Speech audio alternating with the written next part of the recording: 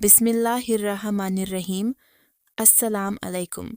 सुबह सुबह का वक़्त था। मेरा दिल बहुत घबरा रहा था।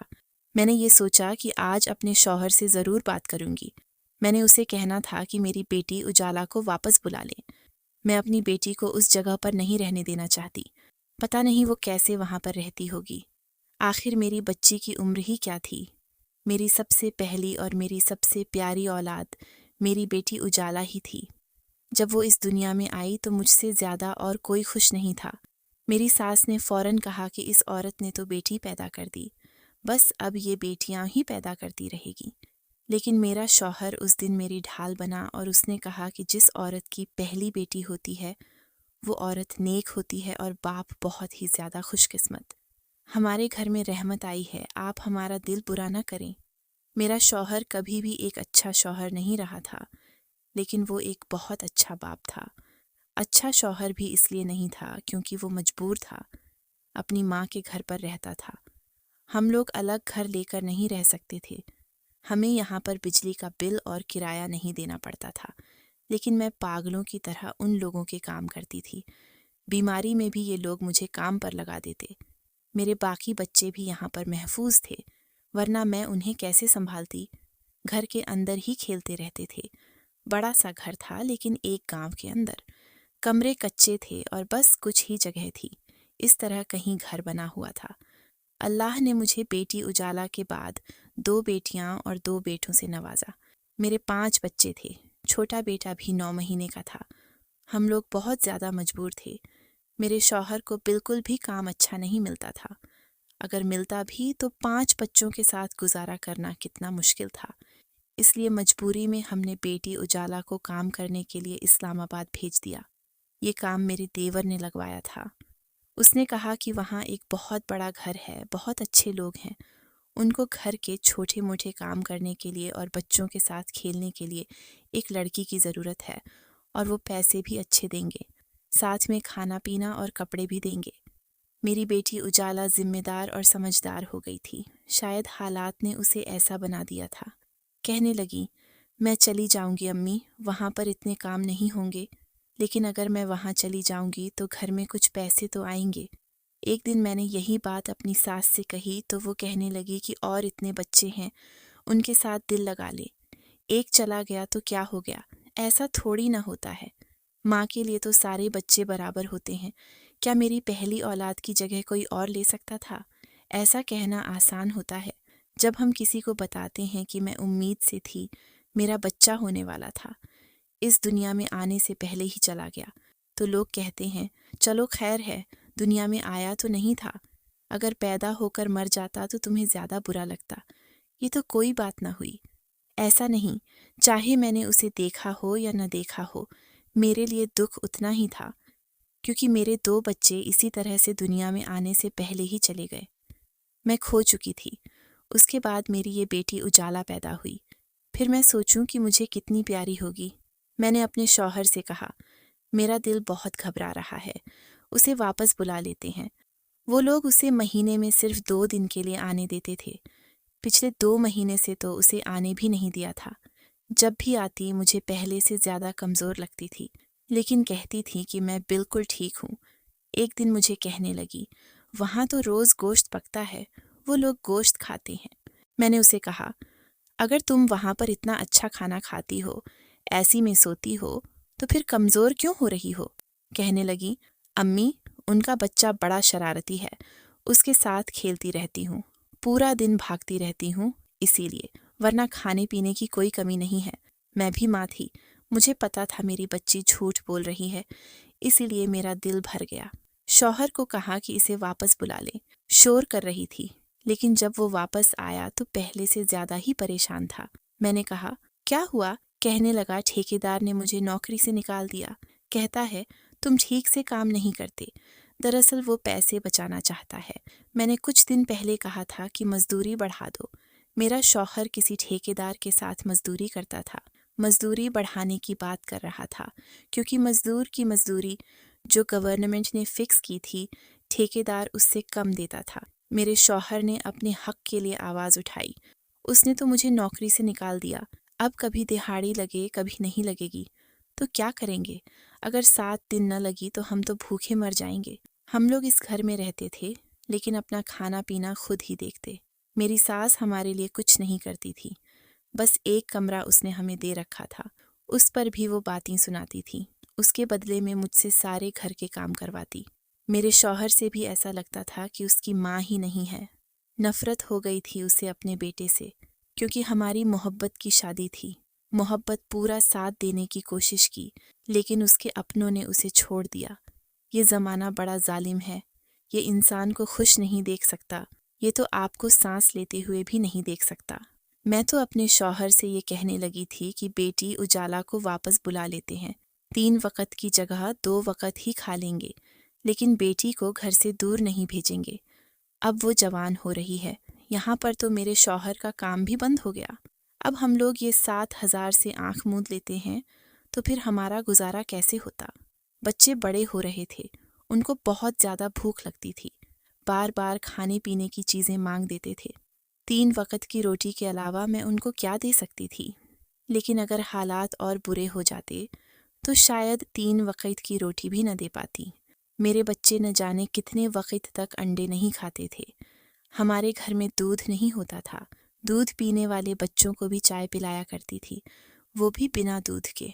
एक तरफ तो मेरी एक रिश्तेदार ने कहा, इनको सुला दिया करो, जब तक ये चुपचाप सो जाएंगे, जब तक जागते रहेंगे इनको भूख लगती रहेगी। ये बात सुनकर मेरी आंखों में आंसू आ गए। मैंने कहा, मैं अपने भूखे बच्चों को सुला दूं, क्योंकि हमारे पास उनको खिलाने के लिए कुछ नहीं है। ये किस किस्म की मजबूरी है? मेरे शौहर ने भी पहचान लिया कि मैं परेशान हूँ। उसने कहा, क्या बात है? मैंने कहा, बेटी उजाला की बहुत याद आ रही है। उसने कहा, अब तो वो आने वाली है। महीने की आखिरी तारीख है। आखिरी दिनों में वो आया करती थी। मैंने कहा, 2 महीने से तो उन्होंने नहीं भेजा। मुझे नहीं लगता कि अभी भेजेंगे। शौहर ने कहा, अच्छा, मैं भाई से जाकर बात करता हूँ। जिसने रखवाया था उसको कहता हूँ कि बेटी को छुट्टी देकर भिजवा दें। मेरा शौहर देवर से बात करने चला गया, तो उसने कहा, उनके घर में शादी है, इसीलिए नहीं भेज रहे। मेरी बेटी उजाला इस महीने भी नहीं आई। मुझे उसकी याद आ रही थी। 2 दिन गुजर गए। मेरे देवर ने कहा, मेरी उनसे फ़ोन पर बात नहीं हो रही। फ़ोन नहीं उठा रहे। मैंने कहा, हमारी बच्ची का मसला है, तुम्हारी भी तो कुछ लगती है, ज़रा जो जल्दी कर दो। फिर उसने बात कर ही ली। उसने कहा, वो लोग अब भी नहीं भेज रहे। मेरा दिल बहुत घबरा रहा था। अगला महीना हो गया, उन्होंने मेरी बेटी उजाला को वापस नहीं भेजा। फ़ोन पर बात भी नहीं करवा रहे थे। मैं बहुत परेशान थी। मेरा दिल घबरा रहा था। मुझे मोहल्ले की औरतों ने बातें सुनाई। उसने कहा कि शर्म आनी चाहिए जो जवान बेटी को बाहर भेज देते। हम तो मर जाते, लेकिन अपनी जवान बेटी को यूं गैरों के घर न भेजते। मैंने कहा, वो हमारे जाने वाले हैं। उसने कहा, तुम्हारे जाने वाले नहीं हैं, तुम्हारे रिश्तेदार तो नहीं हैं। आजकल ऐसा माहौल है, रिश्तेदारों के यहाँ भी कोई बेटी को न भेजे। वो औरत घर से क्या गई? मेरी तो तबीयत ही खराब हो गई। मैं बहुत ज़्यादा टेंशन लेने लगी। रात को मुझे बुखार हो गया। मैं सर बांध कर पड़ गई। मेरा शौहर मेरे पास बैठा था। बच्चे रो रो कर खुद ही सो गए थे। मैंने कहा, बस मुझे मेरी बेटी उजाला वापस ला दो। मुझे उसकी बहुत याद आ रही है। मेरा दिल बहुत घबरा रहा है। मेरे शौहर ने कहा, वो कल जाएगा, बेटी को साथ लेकर ही आएगा। उसके जाने में बहुत सारा किराया भी लग जाता, दिहाड़ी भी जाया होती। फिर उसने कहा, मेरी बेटी है, मैं इतना तो कर ही सकता हूँ। तुम परेशान नहीं हो, अपनी सेहत को ठीक करो। मैं कल तुम्हारी बेटी तुम्हारे पास ले आऊँगा। मैंने कहा, सच? उसने कहा कि हाँ। मैंने उसे कहा, तुमने कभी मुझसे मोहब्बत नहीं की। तुमने अपनी माँ के सामने मुझे बहुत रुसवा किया। जब भी तुम्हारी माँ की गलती हुई, तुमने मुझे ही डांटा। लेकिन ये बात अच्छी है कि तुम अपनी औलाद से मोहब्बत करते हो। उसने कहा, बेगम, मैं तुझसे भी मोहब्बत करता हूँ, लेकिन एक मजबूर आदमी मोहब्बत करने के काबिल नहीं होता। मैं बहुत मजबूर हूँ। माँ बाप ने पढ़ाया लिखाया नहीं, कोई घर जायदाद नहीं छोड़ी। इस घर में भी हमारा कोई हिस्सा नहीं है। हम लोग यहाँ से गए तो तुम्हें छोड़कर काम पर जाऊँगा। दिल परेशान होता रहेगा। बस यूं समझ कि मैं बहुत मजबूर आदमी बन। क्या मुझे तुझसे मोहब्बत नहीं है? तू मेरी बीवी है, तूने मेरे लिए बच्चा पैदा किया। तकलीफ़ उठाई, अपना जिस्म ख़राब किया, अपनी सेहत ख़राब की। तुझसे तो मुझे सबसे ज़्यादा मोहब्बत है। ये बच्चे भी कल को अपने अपने घरों के हो जाएंगे, लेकिन मेरे साथ तो तू ही रह जाएगी ना। मेरे शौहर ने मेरा हाथ पकड़कर मुझे तसल्ली दी। उसकी आंखों में भी आंसू थे, मेरी आंखों में भी। मैंने कहा, मुझे पता है तू मुझसे मोहब्बत करता है, लेकिन बस आज से मुझे तुझसे कोई शिकवा नहीं। तूने मेरे सारे दुख भुला दिए जो तूने मुझे दिए थे। वो सारे गम मैंने खोड़े में फेंक दिए हैं। बस मेरी बच्ची उजाला मुझे वापस ला दे। मैं खुद मेहनत करूंगी, मैं लोगों के घरों में काम कर लूंगी, लेकिन अपनी बच्ची को नहीं भेजूंगी। पता नहीं क्यों मेरा दिल इतना ज़्यादा घबरा रहा था। मुझे लगता था मेरी बच्ची मेरे पास वापस नहीं आएगी, या उसे कुछ हो जाएगा। शायद उसे कुछ हो गया है, वो लोग बता नहीं रहे। मेरा शौहर चला गया। मैंने आईटेल कर्सी फड़कर उस पर फूंक दी। मैंने कहा, मेरी बेटी उजाला को साथ लेकर ही आना। उसने कहा, ऐसा ही होगा। उसने भी कहीं से उधार पकड़ा था। वो लोग इस्लामाबाद में रहते थे, हम लोग तो एक छोटे से गांव में। लंबा रास्ता था, गर्मी का मौसम भी था। मेरा शौहर गया। पीछे से मैं दुआएं कर रही थी। मेरी सास ने कहा, पागल हो गई है, एक बच्ची तेरी भेजी है तो 7,000 रुपये कमाती है। तुझे तो चाहिए दूसरी बच्ची भी भेज दे। तेरी दूसरी बच्ची भी जवान हो रही है, उसको वापस बुला रही है। अब हमसे न कहना कि हमें रोटी दे दो, हमें सालन दे दो। तेरे बच्चे आ जाते हैं भीख मांगने के लिए। मैं हैरान रह गई। मेरी सास कैसी बातें कर रही थी। ये तो उसी के बेटे के बच्चे थे। उनको कह रही थी कि ये हमसे भीख मांगने के लिए आ जाते हैं, लेकिन अफसोस तो इस बात का था कि वो भीख भी उनको कुछ नहीं देती थी। मैंने कहा, मैं अपनी बच्ची उजाला से काम नहीं करवाऊंगी। मेरी सास ने कहा, बड़ी जल्दी गैरत जाग गई है। मैंने कहा, हाँ, देर से ही सही पर जाग गई है। मुझे अपनी बेटी उजाला का इंतज़ार था। बस पूरा दिन उसी तरह गुजर गया। रात हुई तो देर हो गई। मेरे शौहर के पास कौन सा फ़ोन था, जब मैं उसे फ़ोन करके पूछ लेती कि वो लोग कहाँ तक पहुँचे। रात हुई तो मेरा शौहर घर में दाखिल हुआ, लेकिन मुझे मेरी बेटी उजाला नज़र नहीं आ रही थी। मैंने कहा, मेरी बच्ची कहाँ, मेरी बेटी कहाँ है? मेरे शौहर ने कहा, ये लो तुम्हारी बेटी। जैसे ही मैंने उजाला को देखा तो मैंने उसे गले से लगा लिया। मैं फूट फूट कर रोने लगी। उसकी आंखों में आंसू आ गए। फिर वो बड़ी समझदार थी, बड़ी सादतमंद और सब्र वाली। उसने कहा, अम्मी, क्या हो गया? सब कुछ ठीक है, देखें मैं ठीक हूँ। जब मैंने उसे देखा तो मेरा दिल खून के आंसू रोने लगा। वो ठीक नहीं थी, बहुत कमज़ोर हो गई थी। बस मैंने उसे गले से लगाया, सारी रात उसे प्यार करती रही, चूमती रही, अपने साथ लगाकर सुलाया। मैंने कहा, मेरी जान, मेरी बेटी, मुझे तेरा बचपन अभी भी याद है। तू मेरी सबसे प्यारी बच्ची थी। अब मैं तुझे वापस नहीं भेजूंगी। उसने कहा, क्या सच आप मुझे वापस नहीं भेजेंगी? उसके मुंह से ये लफ्ज़ ऐसे निकला जैसे वो खुद भी नहीं जाना चाहती। फिर खामोश हो गई। मैंने कहा, हाँ, मैं वापस नहीं भेजूंगी। जाहिर है उसे वहाँ पर काम करवाते थे, उसके काम करने की उम्र नहीं थी। उसने कहा, आप मुझे कभी वापस नहीं भेजना। वो लोग बिल्कुल अच्छे नहीं, मेरा ख्याल नहीं रखते, मुझे टाइम पर खाना नहीं देते। वो भी अपने दिल की बातें करने लगी। मैंने कहा, बस सब कुछ भूल जा। हम ही मजबूर थे, हम मजबूर ना होते तो ये दिन न देखने पड़ते। लेकिन अब वापस नहीं जाएगी, यहीं पर रहेगी। मेरी बेटी उजाला मेरे साथ रहने लगी। उसे देख देख कर अभी भी मेरा दिल परेशान हो रहा था। वो कितनी कमज़ोर हो गई थी। मैंने अपने शौहर को कहा, देखो उन्होंने क्या हाल किया। अपने भाई से पूछते क्यों नहीं हो कि उन लोगों से बात करे। हमारी बच्ची से क्या करवाते रहे हैं। इतना काम भी कोई करवाता है भला? उन्होंने तो कहा था मेरे शौहर को एक छोटे बच्चे का ख्याल करना है, पर वो तो बता रही थी कि मुझसे सारे घर का काम करवाते थे, बर्तन धुलवाते थे, फर्श साफ करवाते थे। कैसे लोग थे वो? मेरे शौहर ने कहा, देवर से बात करके क्या फ़ायदा? उसे भी नहीं पता था कि ये सब कुछ हो रहा है।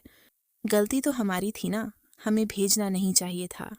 बस अब ये वहाँ नहीं जाएगी। अब इसका ख्याल करो। मैं कल को इसके लिए इसकी पसंद की कुछ चीज़ ले आऊँगा। ये हमारे साथ रहेगी तो ठीक हो जाएगी।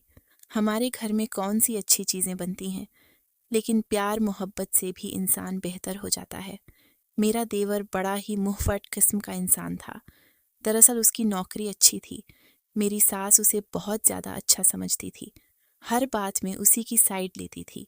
हमें तो घर का नौकर बनाकर रखा हुआ था, क्योंकि मेरे शौहर ने मोहब्बत की शादी जो की थी और उसने उनकी मर्जी से शादी की थी।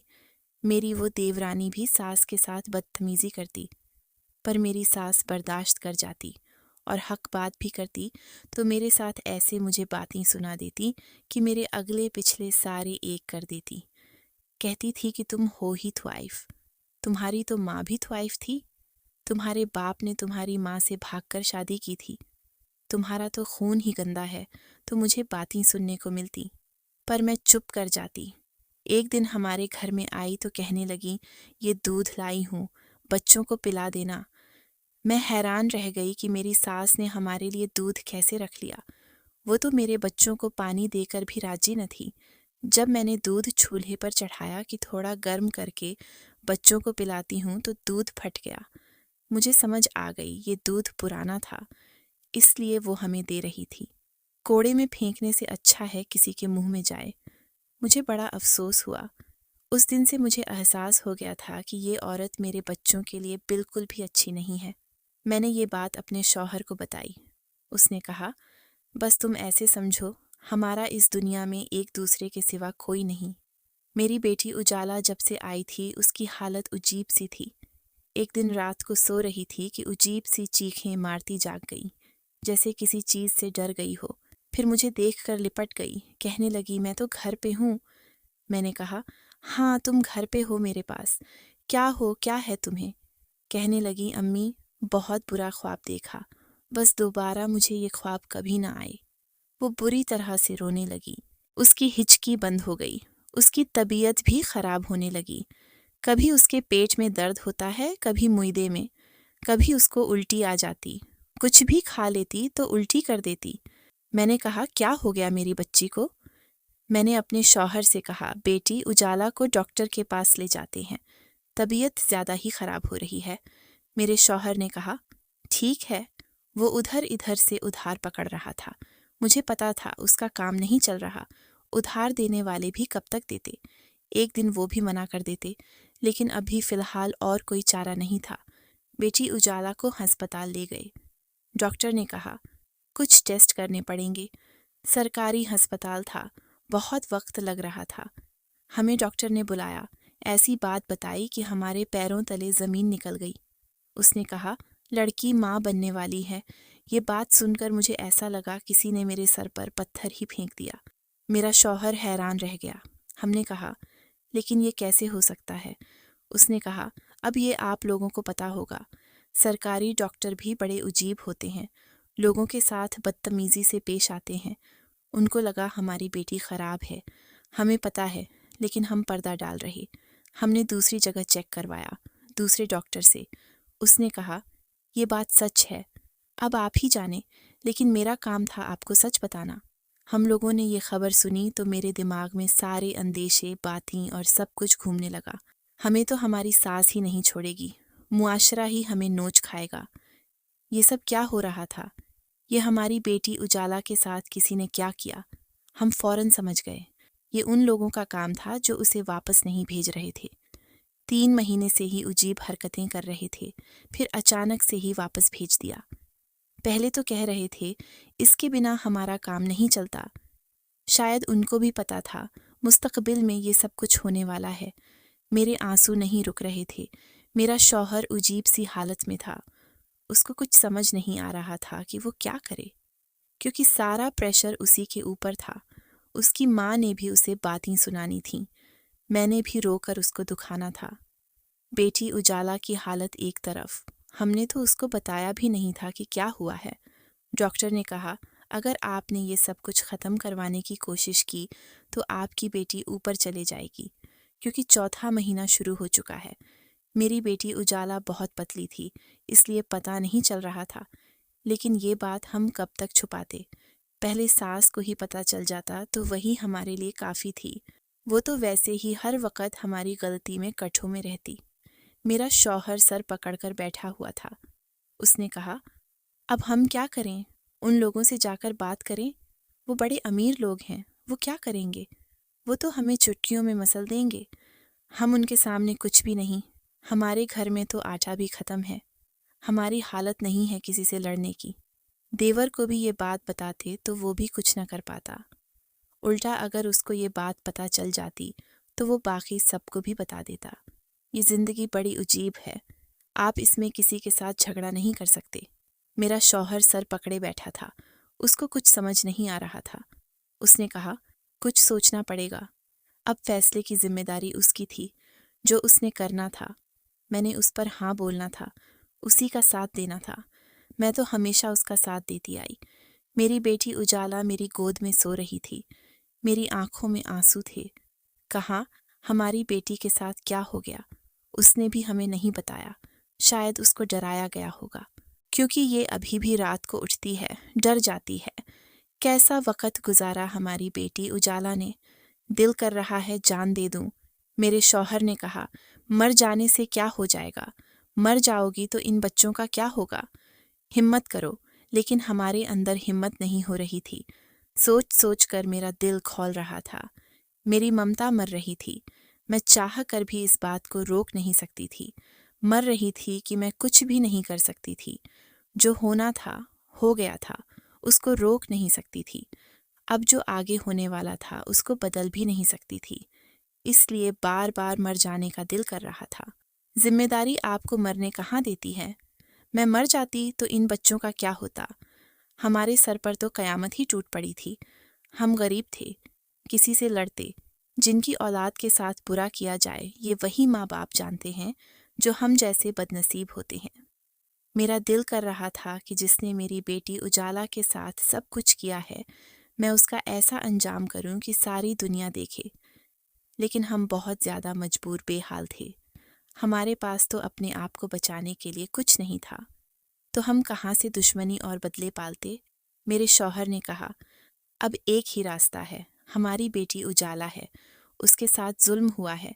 हमें उसे मुआशरे से बचाना होगा।